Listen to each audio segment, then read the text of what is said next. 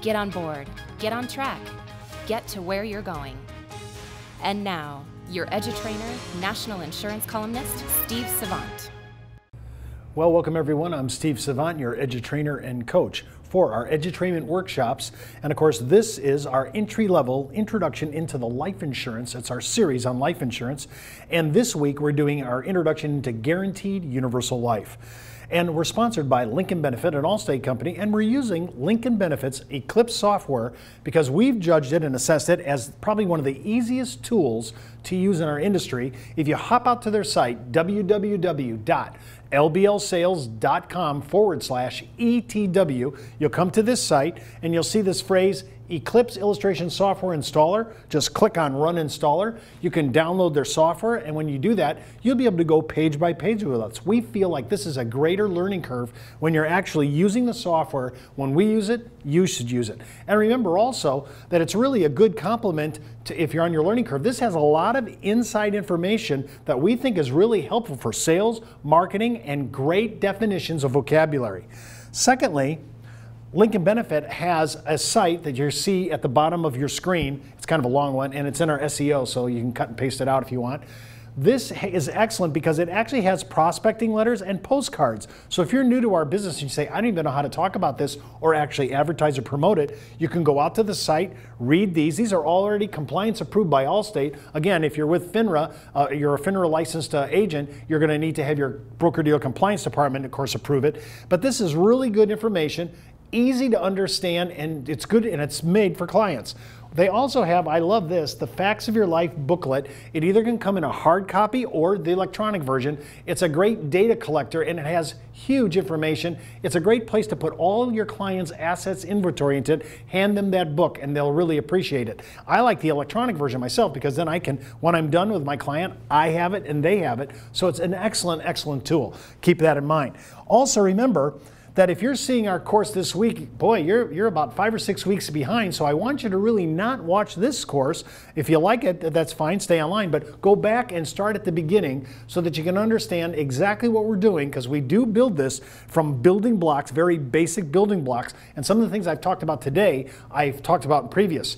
Remember, you can order our life manual and our vocabulary. I like to keep the vocabulary right next to me so that if you have any kind of questions, you can always refer to it. If you say, I'm not really sure what Steve meant by that, you can go to the vocabulary. So you can order that at thebiz at brokersalliance.com. That's thebiz, THEBIZ at brokersalliance.com, and we'll send it to you. And if you've missed any of our shows, you can hop out to our website on the on-demand section. That's www.brokersalliance.com.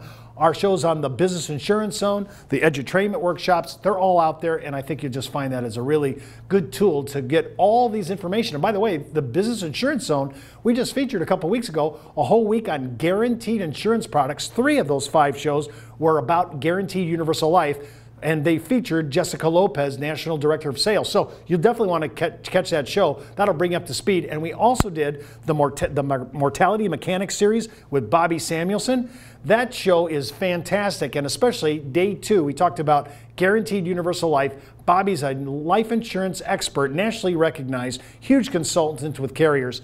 Go out and watch that site again, www.brokersalliance.com. Okay, well, let's just get into it. I want to talk today about underwriting grids, spreadsheets.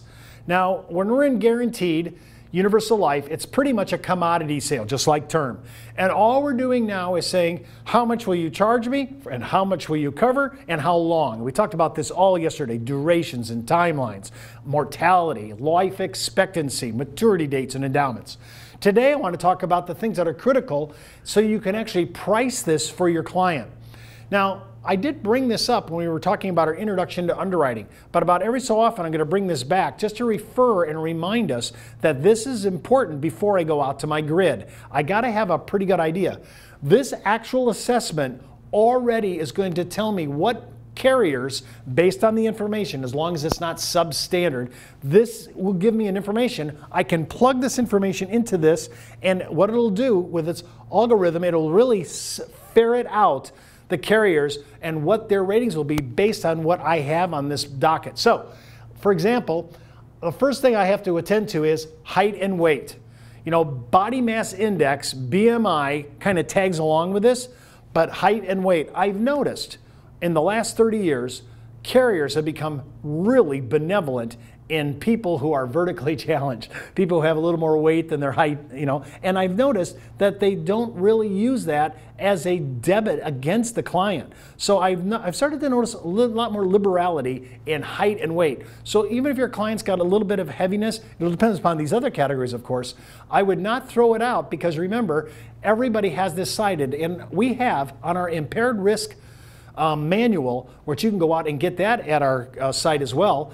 That manual actually lays out height and weight for every carrier. So we keep all the requirements there. So if you're just concerned, my client may be a little heavy, where can I land? What carrier is going to be most benevolent? I have to check premium first. I have to check who's going to be most benevolent in underwriting and try to see if I can match the health classifications and the requirements of the carrier to the premium that they're pricing out on those spreadsheet grids, and see which one is the best for my client. So height and weight, first thing I'm going to look at. Now, tobacco use. Now, not only tobacco use, when did I smoke? Did I ever smoke? If I did smoke, when did I stop smoking?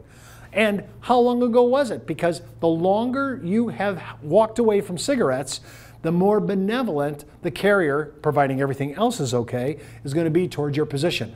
And it's not just tobacco. I need to look at tobacco in all forms. So if you're a pipe smoker, cigar smoker, snuff, chew, Nicorette gum, whatever you're into, I want to look at all those tobacco. And remember, again, in our impaired risk manual, we've already gridded out all the carriers and digested it in a summary statement sheet, and it's excellent because I can just look at a glance on our tobacco. If you want any of the things we're talking about, again, just go ahead and order it. Say, Steve, I want that tobacco grid. That's great. Just order it, thebiz at brokersalliance.com, and we'll just send it to you.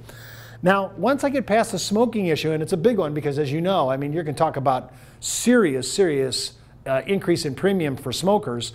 But when I get past where I stop smoking, and remember, there are carriers now that are actually giving non-smoking category rates if your client is willing to get off cigarettes in the next 2 to 3 years. In the 3-year program that some of these carriers offer, that program will come back into your client and reassess your client. So I say this is great to look at, because if you're getting off smoking, you're saving serious money just on that, plus you're saving serious money on life insurance. And remember, this hits all across the board. Even your medical insurance could be cheaper. So the next thing I'm looking at is blood pressure. What is your systolic blood pressure level? And what is your diastolic to your blood pressure level? I want to know both of those numbers, and what am I looking for? I could have managed, like for example, one of the more generic drugs that are used for blood pressure is called lisinopril. Many people have that when they get into their 50s. They're not really heart issues, they're hypertensive issues. They're taking 20 grams of, milligrams of lisinopril every day. And one tablet at 20, that may not be any big deal as long as it's managed. If you're under 120 over 80, the odds are you're going to be able to get some classification of preferred. If that number is even lower, that could be even better. And especially if your cholesterol tags in there or actually dovetails into with good numbers, you could actually walk in with some really good preferred rates. So I want you to always think about, are you taking any blood pressure medication? It's not an automatic, hey, you're not going to be preferred. Is it managed? And if your weight's managed and your blood pressure's managed, they're going to look at that as a maintenance issue that you've went out of your way to cut off at the pass, especially men and women in their 50s who are looking at hypertension. I had the same issue. I had started taking just a small little bit of generic drugs. I've been on that just to manage it and stay in the preferred, which I have been. Now, cholesterol. What is your cholesterol level? What is your HDL ratio? And are you taking any cholesterol medication? Again, if it's managed, this may not put you out. I know that people are trying to stay around, the real clean people, the people that are really doing the job. They love the last one I just saw, my client was 160. I was sitting myself at 200. I kind of felt like I was kind of envious of his 160, but then when I saw what he ate, I guess he's not enjoying life. I don't know, whatever. But I'm going to look at these levels, and if it's managed, again, that may not put me outside the preferred area. So I'm looking at cholesterol level, HDL ratio, and are you taking any medicine? Another thing here is, and this is where we've become, I think, more liberal. Depending upon family history, mom and dad living, have mom and dad passed away?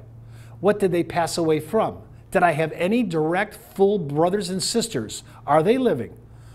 Oh, if they've died, what did they pass away from? What were some of the issues? Do I have family history here? Do I have a propensity for diabetes? Do I have a propensity for cancer? Depending upon each carrier and those three big diseases, usually cancer and cardiovascular are the big two, I'm going to look at this and say family history. Do I have family? If I say yes, then I got to find out, did they die before 60, 62, somewhere in that vicinity? The longer that they lived, the more it's not going to become a marker or a negative debit against your underwriting balance sheet. So I want to look at that, and I want to garnish or collect all the family history, because this is going to matter to me. Once I get a calculation down here and it's going to tell me the actual carriers and where they fall out, I'm going to take those carrier requirements, look at those numbers, and I'm going to reconfigure the spreadsheet we talked about yesterday and plug in the real health classification. I always print the secondary classification just because I like to do bookend quotes. Here's what I think you'll get, and if I'm wrong, it might be the next step down, but based on the information that you gave me. Another thing they're going to look at, besides medical history, is driving record. Well, you think, well, what does driving have to do with mortality? Well, if you have DUIs on your list, it could have everything to do with it. Speeding tickets, you already have a propensity for the fast life and the fast lane, which exposes you to greater risk. So I want to look at your driving record. How many times, if any, have you been convicted of a DUI? How many moving violations or reckless driving convictions have you had? How many times have you had your license revoked and or suspended? All those are going to go on the DMV, and you might get, there might be punitive flat extras for this. You just have to remember, that's why they're asking. These are behavioral issues that can be corrected if you're willing to go down the straight and narrow. By the way, the next one, alcohol and substance abuse. Do you have a history of, or have you ever been treated for alcoholism or substance abuse? When I'm looking at this alcoholism, I want to be able to say, I've been to clinics, I have a support group I'm going to. I can take ancillary life credit statements. Maybe your pastor's seen the change. You go to church. I want to see behavioral changes. Anything I can do to support that, to say, listen, I had problems years ago, but I've been clean. I've been going to a support group. I've had my Chem 24. I've had my urine and my blood testing. It's all clean. I'm getting better and better. I've become responsible. I'm now working. Whatever that issue is, I want to know, is there any statements to support your claim that you have really cleaned up your act? So even if you have history, depends upon how long ago was it. And do I have good urine analysis? Do I have good blood chemistry? That's what I'm looking for. Foreign travel. Well, this really matters now because, it's like, do you want to go to see the pyramids in Egypt? Well, probably not now. Too much unrest. Did you want to go visit your grandmother that lives in Damascus, Syria? Probably not now. There's too much unrest. Do you want to go to Iran and see the original Persian Empire? The museums are to die for. Maybe not. So some of these areas, they're going to ask, are you going to be vacationing in questionable locations or in third world countries that maybe they can't guarantee your safety? All these things are going to be incorporated in foreign travel. The next thing is, are you a resident, a U.S. resident or a Canadian resident, or a person that has permission to be in the United States and working? Certain non-resident aliens can get insurance in the United States. It depends upon what country and what their status is. You'll all want to look at that, and of course, accordingly, that will actually have a health classification to it, even though you'd say, well, this doesn't sound like a health issue, but in an equation for health, it's a debit and a credit issue on an underwriting balance sheet.